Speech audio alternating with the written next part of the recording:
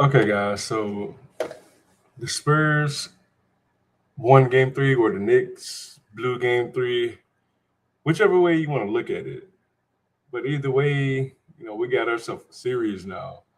I thought that the Knicks would sweep them, but something told me, like, with the way that they had been performing, that it wasn't going to be that simple. And that's because the Knicks, they've been either battling back from like a large deficit, or they have struggled to maintain a lead. And like the Spurs, man, they're too good of a team to give them hope.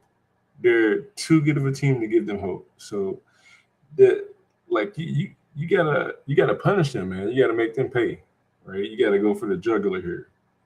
And it's simply because, like, if you don't, then they're gonna kick butt. They're gonna kick your butt, and there's nothing anybody can do about it. Uh, Recapping the game for the Knicks, Josh Hart came to play. Bro showed up and absolutely showed the f out. Like, he had his best game, like, I'd say, in the whole freaking playoffs, man. Like, bro. I mean, outside of, like, he's been rebounding the ball extremely well, the entire postseason. But his offense finally caught up today. His offense finally caught up today, and bro played well, man. Bro played well, very well, actually.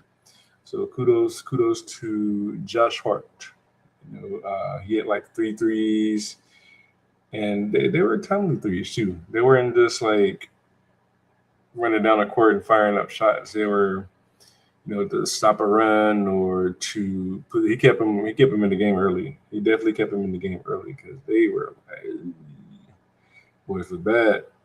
Um, People were saying that the Donald Trump thing uh, would get to them, but I honestly don't think that had any kind of effect today. I don't think that had any kind of effect today. It's one of the things where it is what it is. You know, the the Spurs had to deal with the same thing. Spurs had to deal with the same thing. Trump was there for them too, so nobody can really say, hey, like, uh, Trump distracted us or distracted them or what have you. But yeah, so they had to deal with the same thing, man. Spurs started off great, cooled off. That was expected.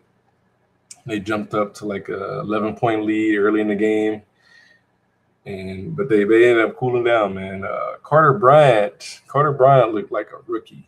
Like, there was one play, like, he hustled back on defense, but bro, like, totally left the ball. Like, OG Ananobi, they were in transition. OG Ananobi had the ball, and he's like, "Oh, there you go." And then Carter was like, "Huh?" And he got a wide open three. Like, bro, you can't overrun the ball. If you're the closest person to the ball, this is just basketball like you. If you're the closest person to the ball, like, pick up the dang on ball. Like, don't run to the next pass, especially if your teammates there, man. But you understand why he's been getting like 6 minutes a game in this series. Coach Mitch just wants to get his feet wet. You can see that it is what it is. He's a ball of energy. He plays great defense, but, man, outside of that, like, he's one of those guys that you cannot trust for like long stretches in the game. For now, anyway. The game was super physical. Brunson was getting pushed and shoved, and they're trying to bully him, man. They're like legit trying to bully Brunson tonight. Uh, yeah, they're like, Wimby pushed him in the back of his head. I think it was Castle that kind of bowled through him like he wasn't nothing. So you could tell they were intentionally being very, very physical with him tonight to throw him off his game. Um, but you could tell he kind of started to take over. Like, he was like, "All right, y'all gonna be physical with me. I'm about to go at y'all. You're gonna have to stop me." He got in that mindset and he started doing a little bit too much.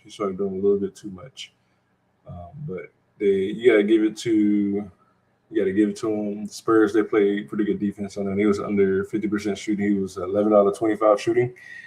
Uh, hit 3 threes. Had 5 rebounds, 5 assists, 5 turnovers, 5 fouls. So bro played pretty. He played a good game, and he had the right mindset.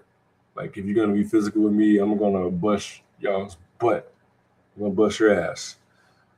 So it was a good game. It was a good game from Brunson. Uh, Josh Hart. Josh Hart was the man tonight. Cat was Cat. He played well. Anunoby. If he keeps playing like that, they're gonna be tough to beat. OG Anunoby, if he's playing like he did tonight, bro had 28 points. Bro had 28 points tonight, and that's what they need. That's exactly what they need, man. But yeah, they need Bridges. They need a little bit more from Bridges. He only shot 5 times, and that was like the worst kept secret. I feel like me and everybody else knew that Bridges was going to play bad tonight. The way he shot, I think it was like 6 for 7, 6 for 8, something the other night, game 2. We all knew that it wasn't going to sustain. That wasn't sustainable for him. Maybe Phoenix Mikal Bridges, but not New York Mikal Bridges, where he's like the 5th option. So, but yeah, man. All in all, it was a good game. Cat had a subpar game. He had 11 and 8. He made some tough shots, man. I feel like the Knicks could have went to him a little bit more. The offense was a little iffy tonight. It was a lot of passing and one-on-ones, but you got to go to your big man. There's a lot of perimeter shots tonight. Especially with the way Cat's been playing, you got to reward him. When I was coaching basketball, I used to tell my players, man, give it to the big man. Like, they're busting their butt. They're normally guarding the most physical players on the team. They're busting their butt. They're working hard. Like, you got to give it to them. Like, reward them, especially if they're running the floor and battling every play. And that's one thing the Knicks did not do tonight. Cat only had 10 shots. You play 4 quarters. That's like 2.2 shots a quarter. That's unacceptable for a player of his caliber. So there's that. Shamit played like crap tonight. Bro was 1 for 7 for threes. He ain't hitting threes. He's useless. That's his thing. He comes in and knocks down shots, but he didn't do that tonight. Man, like the Spurs, whether they win this series or not, the Spurs' future is very, very bright. Dylan Harper is a freaking problem. That dude's a problem. He didn't have a good shooting night tonight.